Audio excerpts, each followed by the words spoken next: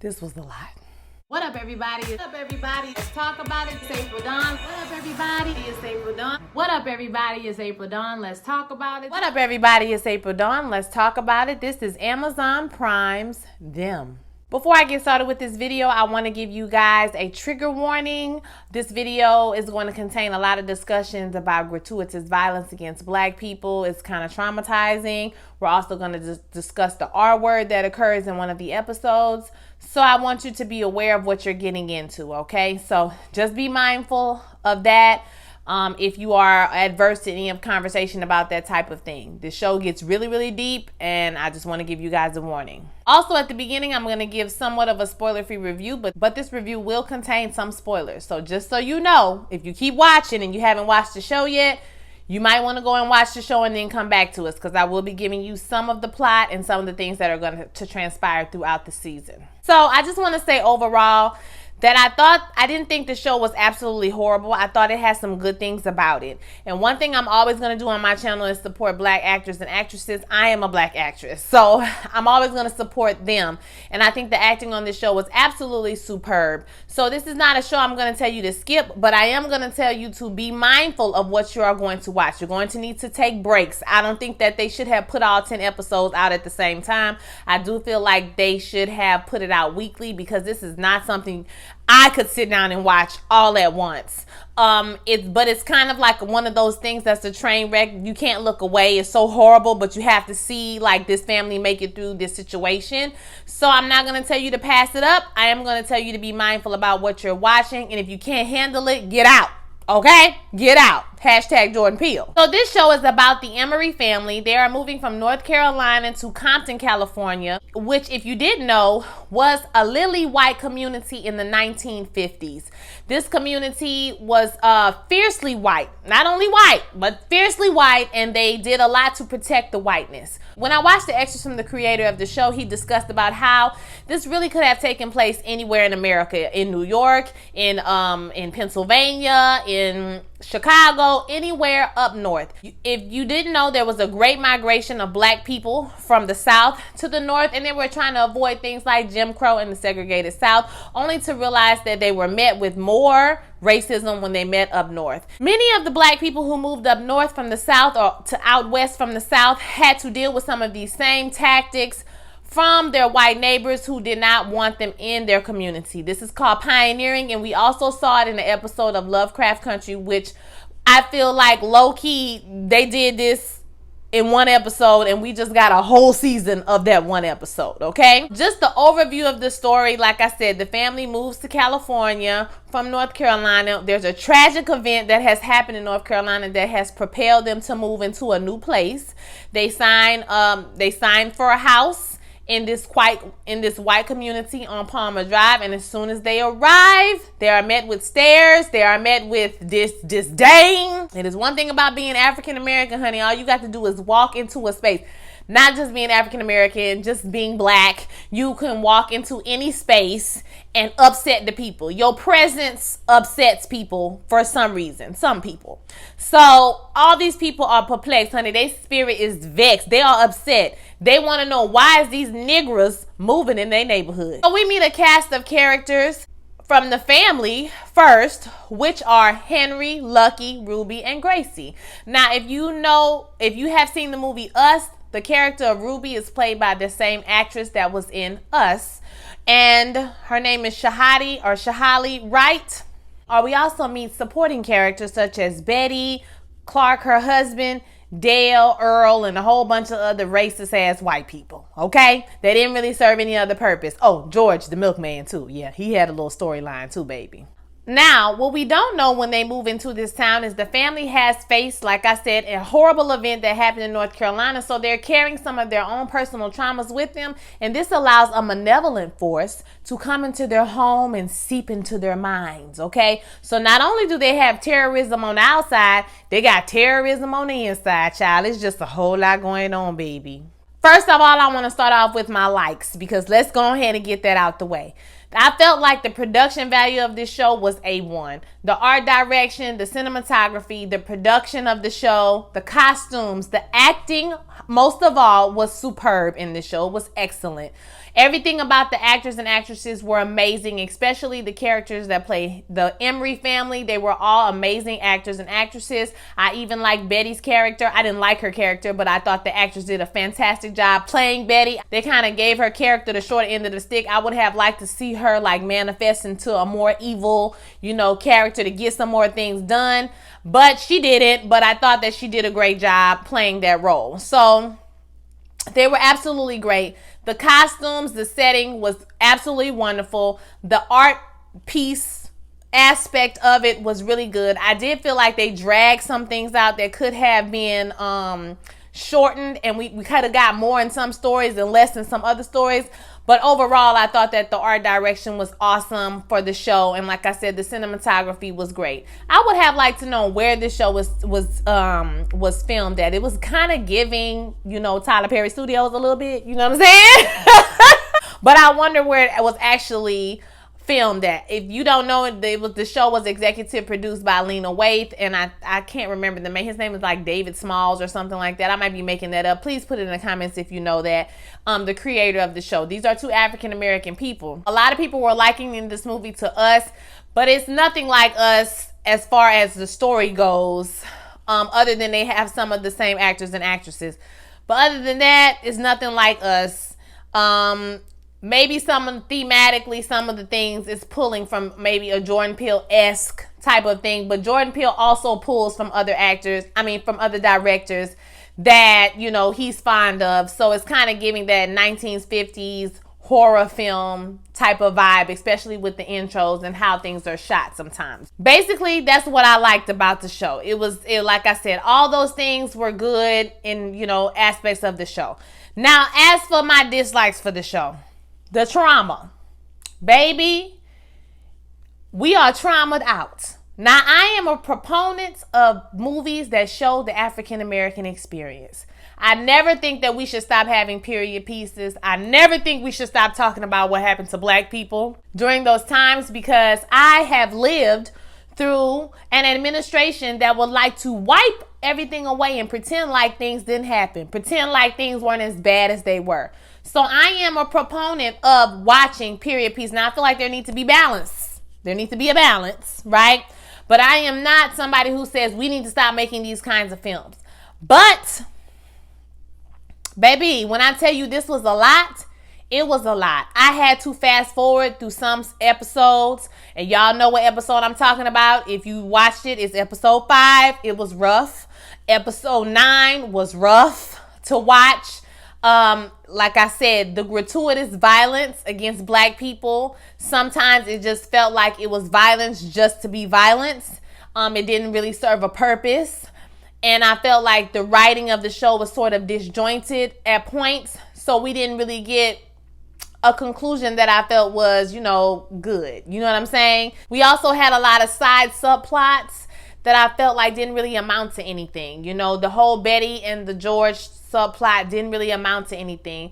The whole police officer getting shot didn't really amount to anything at the end. So I felt like the whole Clark is a homosexual didn't really amount to anything at the end. So I felt like they introduced all these side subplots, but they didn't really turn out to be anything in the end. So I also felt like that was a disadvantage of the show. The writing was kind of disjointed, and the way they introduced the supernatural characters and the whole story behind that, I felt could have unfolded. We could have gotten rid of some of these really long scenes and these really slow walks to get some of that backstory before they just gave it to us in a flashback episode. That was a little bit of spoiler, y'all, but that was my dislikes about the show. Like I said, overall, it was traumatizing. I had to pause. I had to stop. I had to fast forward through some things because I just couldn't take it, okay? That's pretty much my spoiler-free review for this show. So if you want to continue watching, we're going to get into some spoilers. All right, so let's talk about it. Henry, Ruby, Lucky, and Gracie all have their own personal traumas that they're dealing with like I said, allows these malevolent forces to come into their life and sort of manipulate them, okay? We find out that Henry has some issues from the war. There's also another subplot that never really got explored, but he has some trauma from going to war and coming back. He doesn't eat sweets, things of this nature because of everything that's happened to him in the war. Then we see in episode 5, which if you have watched the show and you watching me right now, you know what happens. The whole cat in the bag situation, the whole R-word situation that happens, and we get to see it in explicit detail. In episode 5 was super traumatic for Lucky, which is the catalyst that brought them to Compton in the first place. So that's extremely heavy. And then we have Ruby and Gracie, who somehow or for some way they think that their mom was responsible for their little brother's death. And we all know that that's not the truth. But, you know, they're kids and they don't really know what's going on. They just know that their mom is kind of, you know, going a little bit crazy. Their brother is dead. And, you know, she was digging up stuff. And you know what I'm saying? Like, it was a lot going on. They didn't know what was going on, baby. They thought their mama was crazy. You know what I'm saying? We see that Henry gets a job. He's an engineer. He goes to work. He has to deal with multiple microaggressions at work, which anybody who has worked in corporate America for any amount of time that's African American, you have dealt with some type of microaggression. So these are microaggressions to the point where he has to go in the bathroom and scream in the paper towels. I felt that. I felt that moment. I identified with that. I connected with that a lot. So he's dealing with, you know, basically expected to be doing other people's work. He expected to not be able to advance, not getting invited or included into certain things in the job. When he meets the boss the first time, they have a good conversation. He feels like, okay, great, this is going great. And then something happens at the end of their conversation where he kind of flips that switch to let him know that you are black. Okay, I don't know what you thought this was, but like, we're not friends. We're not, you know, colleagues. Like, bitch, don't talk to me. Did I tell you to breathe? It was something like that. Because it's just that one little small, like I said, very small microaggressions. And I feel like the actor did a fantastic job highlighting those little bitty small things that people say to you as a black person that, you know, if you overreact, you're going to lose your job. You know, some people will say, oh, it's not that big of a deal. You know what I'm saying? Y'all know what I'm talking about. Oh, it's not that big of a deal. But it is that big of a damn deal, okay? We have him, and eventually he gets into this Sambo character. Eventually this Sambo character kind of creeps into his psyche. He's challenging him to basically, what are you going to do? Are you going to let people keep taking from you? Are you going to let people treat you like this? And we go on a journey with Henry where he starts to lose his mind. He goes to his boss's house. And I'm not sure if he killed that man's wife or not. I don't think they showed it to us. But I'm pretty sure that he might have killed that man's wife. I'm not exactly sure, but I'm pretty sure that's what was happening. He ends up shooting the police officer that we meet early that we think is a good guy, but turns out not to be a good guy. That storyline, like I said, it didn't end up going anywhere, or unless it's going to go somewhere at the end of the season. You know, this is going to be bad for him at the end of the season, but nobody sees him. Nobody else like, this is kind of unrealistic. I'm not gonna lie to you, okay? But I'm just gonna go with it. We also see that one of the neighbors turns up missing, Betty, who is another important character, and he is tortured by his neighbors because they think that he has something to do with it. A man who go to work with a family with 2 girls got time to be abducting a white woman across the street. Child, make it make sense. So they torture him to the point where they almost lynch him. And his daughter saves him. So that's basically his storyline. He overcomes the Sambo at the end of the show. He shoots him. And, you know, things are seemingly okay with them. Basically, the family makes it through. But we know that it's probably not going to be a happy ending for that family. Then we have Ruby. Ruby's hang up is that she wants to be white. Her beauty standards. She's going to high school. She's a 14-year-old girl. She's a very intelligent girl. We also see microaggressions that happen. They ain't really micro because, I mean, she raised her hand to answer a question and they all started making monkey noises and I was just like, child, it's too much for me. Okay, this is too much because I'd cuss everybody out up in there. And to boot, she gets in trouble for disturbing the learning or something like that. So she's the one who ends up getting in trouble. So she makes a friend, what we think is a friend to her in the office, but which is actually this malevolent spirit that's creeping up into her psyche. They become friends. I mean, she ends up in the basement trying out for chili, baby, with nobody, baby. Just turning around, just jumping up and down, doing cheers. Go team, go, go, go. Ain't nobody down there, baby. At the end of the season, we see that this malevolent force is telling her that her mother killed her brother. You know, you think you're ugly. I know what you want to be. X, Y, and Z, right? She also goes through this thing where she like paints her face white. I mean, child, it was just, I was like, listen, baby, it was a lot. But she overcomes it at the end of the season. They stop her from cutting herself. And, you know, she ends up being okay. Okay. We also meet Gracie, who is the youngest child, and she has a little bit of trauma because she thinks that her mom killed her little brother deep down. We go through several instances during the show where Lucky is struggling with, you know, this malevolent force, and she almost hurts her daughter. She has to play it off more than once, more than twice, when she almost hurts her daughter. So Gracie is starting to think, you trying to hurt me like you hurt my brother, right? So she has that whole issue. And then her person, her malevolent spirit is Miss Vera. Miss Vera is a character out of a book. So when she goes to school, Miss Vera kind of torments her at the school where she's saying cat in the bag, cat in the bag, cat in the bag. Like I said, this is how the son was killed. And she's regurgitating that because Miss Vera is trying to implant this in her mind that her mama did it. So she gets put out of school. She has to go back home. You know, she's struggling with this whole Miss Vera thing. And this is where her and Lucky kind of meet in the middle. Okay. So speaking of Lucky, she's dealing with the trauma. Like I said, she got R-worded episode 5. Oh my God. It was a lot. So she, like I said, she's moving to this new town. The first thing that happens when they get to the new town is that their dog is killed. Don't they always kill the damn dog, baby? So I don't know if the white people did it. I don't know if the ghost did it, baby. I don't know what's going on, baby. So she goes outside. She starts screaming around with the gun, waving the gun. And the next episode, you know, the police are up in their house. Okay? So one thing I did like about Lucky's character, though, is that she was very adamant about not like being timid. You would think that characters like this will be more timid around white people during this time, but Lucky was a very defiant character because of the things she had went through in North Carolina. They hardened her to a certain extent, so she was not about to take no shit. Okay, she walked outside and she was like, what's up? Stay away from my family. They started to meet her and make her out to be like she's crazy.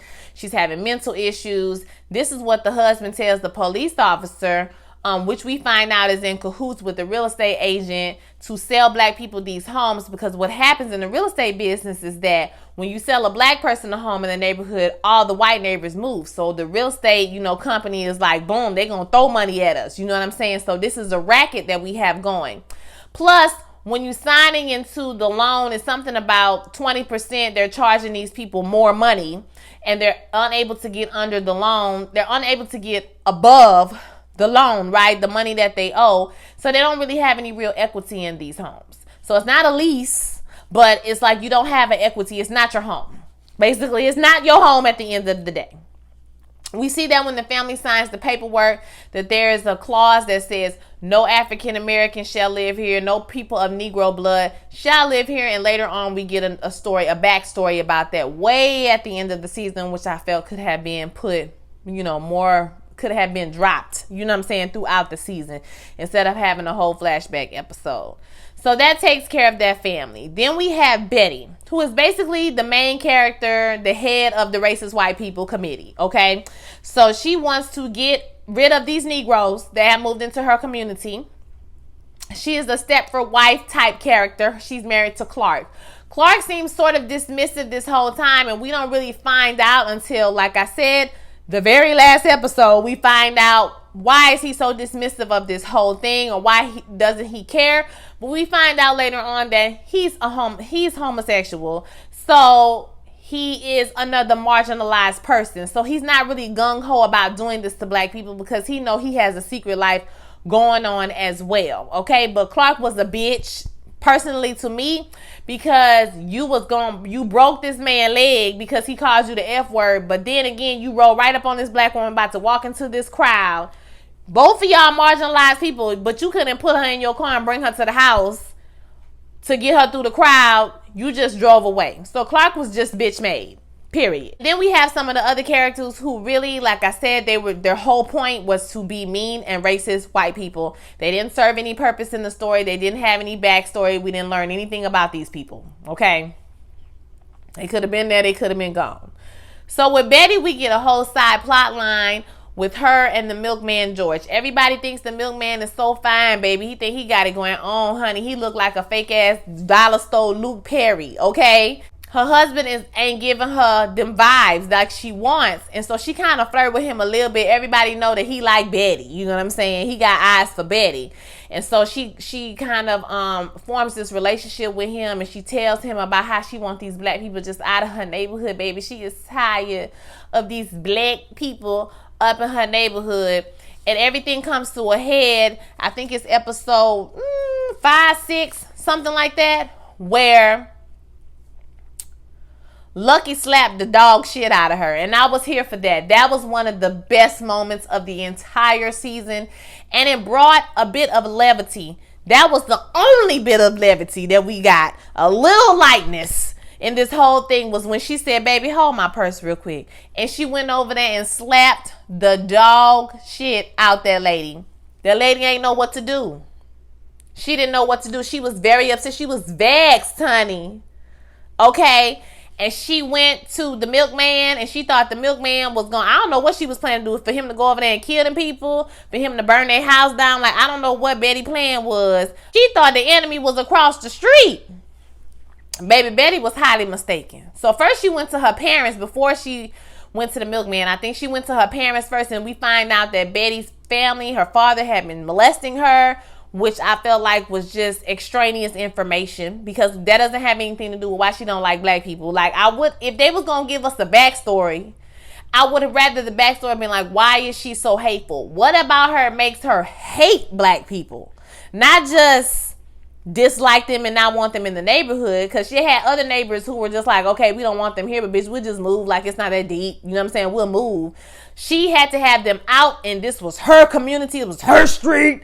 And she, you know, what was the backstory for that? But we find out that she was getting molested by her daddy. So she didn't want the money from her daddy. She went to the bank to try to get a loan, and come to find out Clark had spent all their little coins, baby. They had less than $400 on their account, baby. He down to the gay bar just spending all their money on drinks and Jello shots, baby. And so then she calls the milkman. So she goes to visit the milkman, thinking the milkman is going to solve all these problems for her. But come to find out, the milkman is a stalker. He been stalking her. If you notice, he had the same wallpaper that she had in her house in the basement. He got the whole basement set up, and he has held her hostage. It's like a bunker, really. It's not a basement. It's like a bunker under the ground. He locks her in this bunker. And of course, like I said, they accuse this black man of the one who abducted her.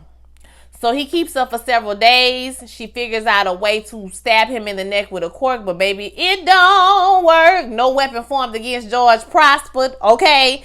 And so right when she thinks she getting out to the promised land, she is running, baby, across the border to Canada, honey. She has made it to the promised land. He shoot her ass like a goddamn deer, and it's over. It's over. Over. I ain't gonna lie, that shit was funny. But I thought that they would, you know, develop her character a little bit more. Like what was her plan? I wanted to know what was her plan. Like, I wanted her to become this evil, whatever she was gonna be. They kind of just cut that whole storyline short. So I thought that was like super weird. Maybe the commentary for me was like, you know, she was looking for the enemy, you know, across the street, but the enemy actually was right there in your face the whole time. The enemy is your family. You know what I'm saying? And you can also tell that there was another little kind of underlying jealousy of her neighbors, of the black people, of anybody who had kids and she didn't have kids, anybody who had more money, because she poured sugar in her neighbor tank, baby. She was just a hater, period. Like, Betty was just a miserable bitch, okay?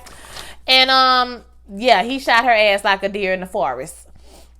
So then towards the end of the season, we get to the backstory of why the man in the black hat, why Miss Vera, why these characters are, presenting themselves. And it's because of this kind of like an Amish type community. These black people show up. Their wagon is broken down. They offer to fix the wagon for them. And the people begin to stay. And the man who was there, he has already prayed to God. Something happened. His wife and his son died. He's prayed to God to give him a sign. And so he sends him this boy, right? Immediately I was like, that ain't the Lord. Okay, that ain't the Lord. The Lord ain't sent him, baby. That was somebody else. So we see this little boy named Miles running around the whole time, right? So basically what happens is that he begins to distrust these black people where he trusted them before, and he starts seeing them as demons. And so they, like I said, this is another show where the episode where they have gratuitous unnecessary violence. So not only do they lynch the people, they poke their eyes out and they're blind. And so like I said, he has this vision and he realizes that it wasn't God, it was the devil that sent him somebody, little Miles. And Miles says, listen, I'll make a deal with you. Everything they touch, they destroy. I need you to torment them forever. You can escape death. If you don't do it, it's a wrap for you, fam. So like he agrees, makes a deal with the devil. In essence, he dies right away, but he's the undead. So he has to torture black people for the rest of his life. I felt like they could have left this whole shit out. Like, I just felt like this whole plot line was unnecessary. We could have went with the traumas that the black people have dealt with, that have left them here. They have spirits that follow them that's trying to, because of all the triggers that's going on. That's what I felt like would have been the best road. Like this whole side plot with the you know what I'm saying, with the people and the hanging of the black people and the burning and all that shit, like they could have left that out. That wasn't really necessary to me. And the whole way they introduced it, like I said, was kind of disjointed. So everything comes to a climax in episode 9 and 10, where Lucky has been put into the mental facility. There's times where she visits other black families that have lived in the neighborhood. Everybody's basically going crazy. So she ends up in a mental facility. It all happens kind of rushed. And she gets out of the mental facility. She breaks out as they're about to do a lobotomy on her. And she gets back to her house. She's confronted by a crowd and some type of black magic. Something happens where fire erupts all around the apartment. Like I said, Ruby saves the father from getting lynched by attacking the men. And then when they go back to retreat to their house, Dale and Clark get into it because he calls Clark a F word, and Clark break his legs and he leaves. So that part of the story is pretty much closed. Then we see that the mom comes inside. She goes down and talks to the devil, and although she thinks that he's got her, telling her, listen, hey, you can roll with me. I'm going to give your son back. I'm going to give you everything you want. And he's about to take her. She's like, no, I'm good on you, fam. You know what I'm saying? You was the devil. We ain't got nothing in common, devil. Okay, I rebuke you in the name of Jesus. Okay? And he goes away. Then we have Miss Vera character, which I felt like the disposal of her character was kind of like, okay, you know what I mean? It was kind of simple. The girl just rips up the pages and goes away. I was just like, okay, I guess. That works. Husband's shoe Sambo, he dead. They get Ruby from, cutting her damn face up. And then the family stands out in the front yard. They're holding hands. They're looking strong, black, young and gifted. And the show just goes off. So as a viewer, as an African-American woman, I can see that things are probably not going to end good for them. Somebody going to die or somebody going to jail, because it's a whole lot of dead and hurt up white folks. And it's enough white folks to say these black people did everything to everybody. So, they did. I kind of wish that Betty had made it back so they could find out that they were wrong.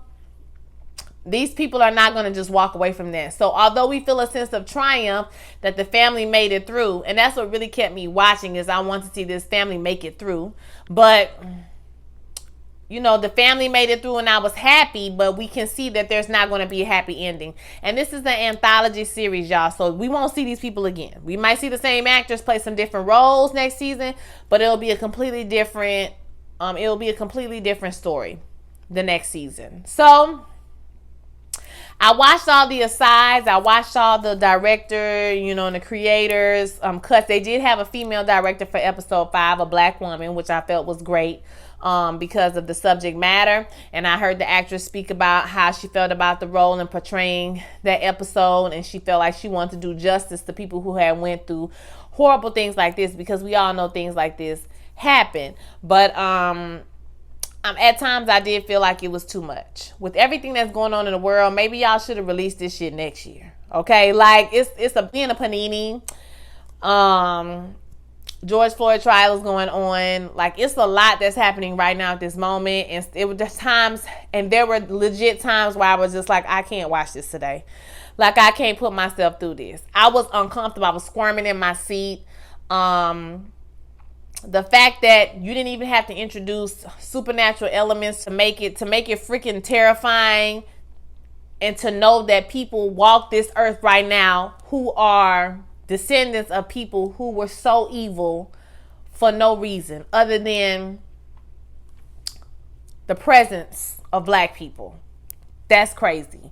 I always tell my friend, he laughs, I was like, black people must be anointed and gifted with something, because people are just bothered by us, our presence. We can walk in the room and cause a stir.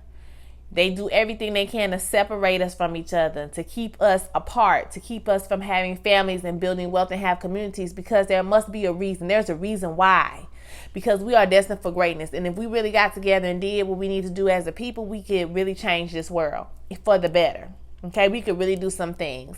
I don't know if I'm going to see it in my lifetime. I feel like this is a struggle that we're still in. People are still getting hung from trees in 2020, 2021. So, you know, I know I'm really, you know, jokey and I make a lot of jokes and stuff like that. But this is something that really, it touched my spirit, and not the way I wanted it to. Okay? I'm just going to be honest with y'all. Like I said, I felt like at sometimes it was too much. And the director said he wanted it to be too much. He wanted the scene to reach out and grab you and pull at you and let you know how brutal these things were. And if that's what the goal he was going for, that's what he got.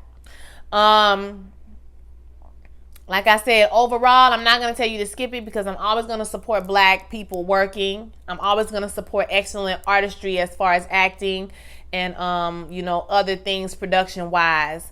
It was a decent show, but it did have some major flaws for me as far as the writing went, as far as like the disjointedness of the storylines, and sometimes it was drawn out when it didn't need to be. We could have skipped the whole flashback episode, and you could have just dropped some things with us over the season. We could have cut some storylines completely out. They could have made this 8 episodes instead of 10 episodes. So I felt like they had some good things about the show, and they had some bad things. So I want to hear your opinion about this show. Let me know what you guys think. I know this review is sort of long.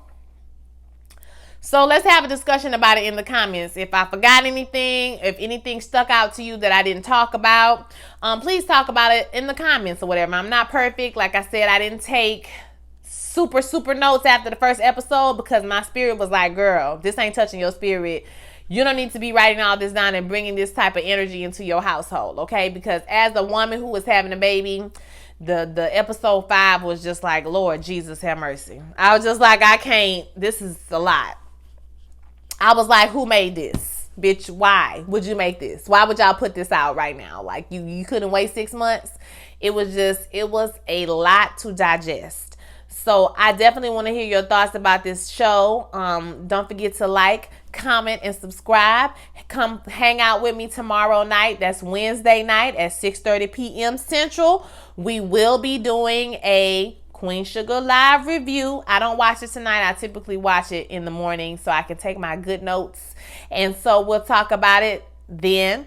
And y'all have a good night. I'll see y'all on the next one. Peace.